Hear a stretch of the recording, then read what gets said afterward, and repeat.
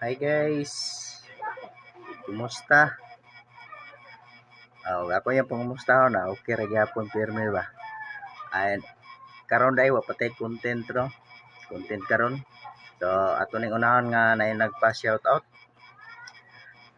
Shout out kay Ma'am Lovely Dadia Kimson diha sa Europe. Kanimo ma'am, salamat sa imong mga pagpa-shoutout sa kuha. Layo ra ba ka sa imong pamilya? Ayaw sa pa-homesick. Tumana sana sa imong mga plano sa imong pamilya nga dako kay plano sa imong pamilya. Mga planong negosyo. Ayaw pa homesick diha. Salig sa Ginoo. Ingon ang Biblia nga ang tanan mo tuo kaniya dili gyud biyaan, dili pud pasagdan.